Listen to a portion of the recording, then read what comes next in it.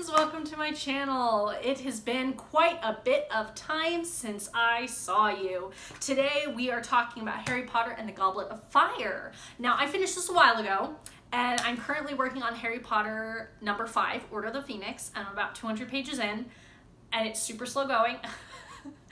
But before I got too far into Order of the Phoenix, I wanted to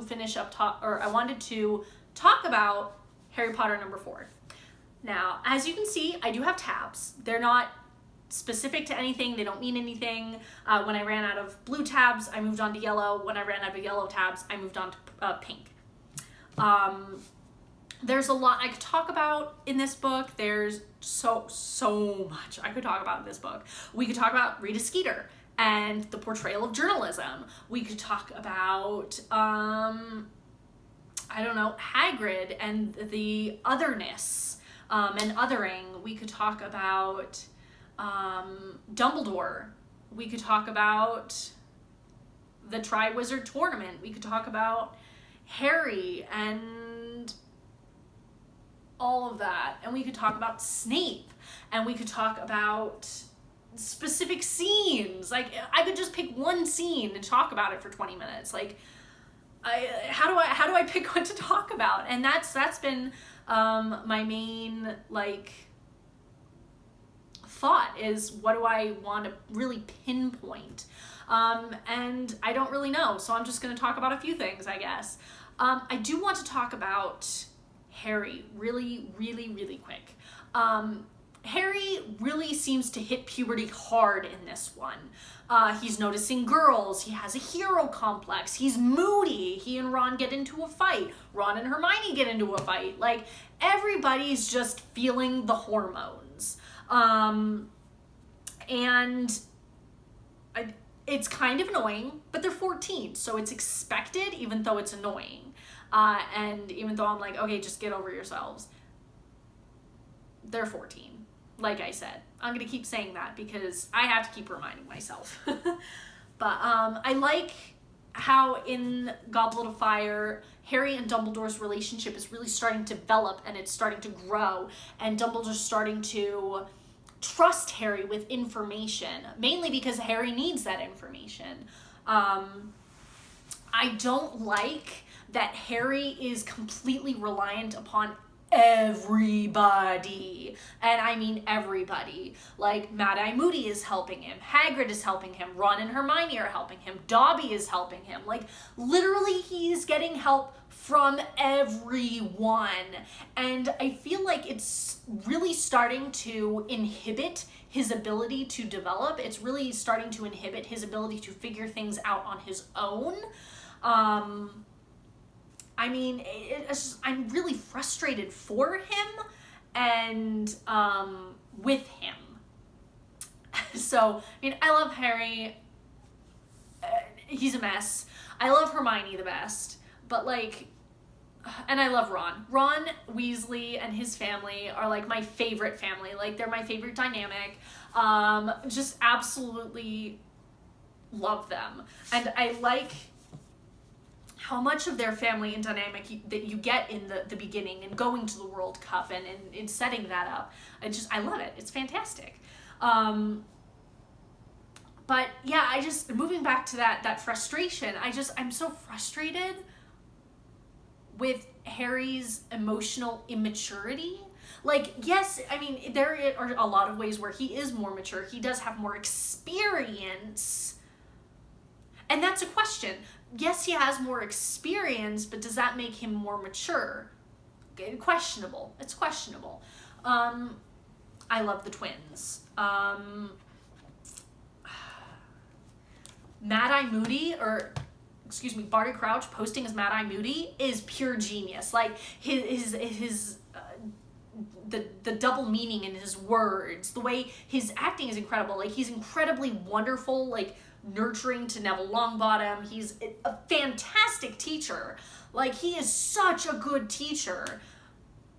But at the same time, all of it is to one end and one purpose, and that's to keep Harry alive and going until he can deliver him to be killed.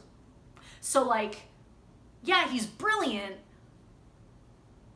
but he's also cruel and calculating and extremely capable and evil. The fact that he's just like able to kill his father and turn him into a bone and bury him is like creepy. Speaking of creepy, I did want to mention like the end scenes of Harry fighting Voldemort and Voldemort coming back, or reverse that, Voldemort coming back and then them dueling. Incredibly well written. I looked up a photo of like fan art of like what Voldemort is supposed to look like based on his description in the books, and he is Creepsville. Okay, he is major creepy town. He's the mayor, governor, owner, president, emperor of Creepyville. And like thinking of that image and then reading it is just like, I mean, I'd have nightmares too if I was Harry. Like, come on. But it's just incredibly well done, and the way their wands react is an incredible introduction to like wand lore. Well, not even an introduction. It's like it takes it up a notch. It takes wand lore up a notch, and it adds an extra flavor to the magic system. And that's one thing I do like about this series, is that the magic system, it almost feels like it's constantly developing, and you're constantly learning new things as they're learning new things. So I like that. I like that we get this extra layer to the magic world. You get a lot of insight into the Ministry of Magic and their international relations. You get the Beauxbatons students, you get the Durmstrang students, you get, you know, witches and wizards from all over the world. And it's fascinating. Yeah, it's fascinating because they still have a lot of the culture that they're surrounded with from the Muggle world, but then it's also saturated with the magic world that they're in. And so it's like separate, but it's also influenced. If that makes sense. If that doesn't make sense, it's okay, because it's still a half-formed thought in my own brain, and I'm just like talking it out, which could be very dangerous or very good. I don't know. So, but yeah, this is just, it was a really good book. I really enjoy it. I don't enjoy that Ron and Harry and Hermione, but mainly Harry and Ron, they're really starting to get that like teenage, angsty, moody, like thing going on. I hated it when I was going through it. I hated witnessing it. I hate witnessing it now. Like, it's just, it's a mess, okay? Like, I understand it. I accept it. I know it has to happen, but still drives me nuts. I do have one point of concern, I guess, parting. I'm just gonna wrap this up because I mean there's a ton I could say that I'm just gonna not. Actually, I have two thoughts.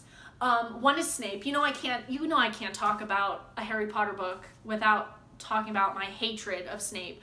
But Snape in this really demonstrates his complexity of character, because yes, he's conniving and he's calculating and he's intelligent and he's capable, but he's also incredibly immature.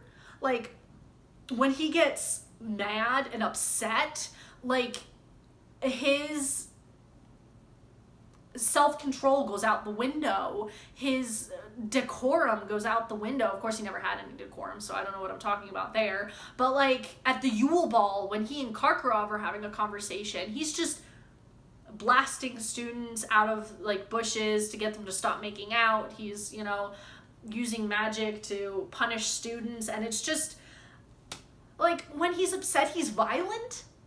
And it just really annoys me, and it's another factor of why I hate Snape. Like, his responses to things are just wholly inappropriate. And then moving on from that, thinking about completely unrelated thought, moving on to Draco Malfoy. On the train home, Draco Malfoy, you picked the losing side, Potter. I warned you. I told you ought to choose your company more carefully, remember. And then he says, too late, Potter. They'll be the first to go. Now the Dark Lord's back.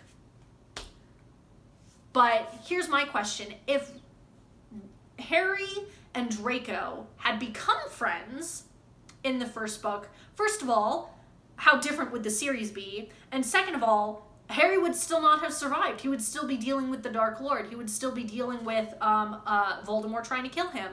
And Draco Malfoy's friendship would literally mean nothing against that. Draco would have to give him up to the Dark Lord. Like, being friends with Draco, it feels more like a power play and more like a wounded pride thing, because it doesn't make any logical sense. Like, in the grand scheme of things, in the Harry Potter world, like, Harry would have been killed by Voldemort anyway, even if he was friends with Draco.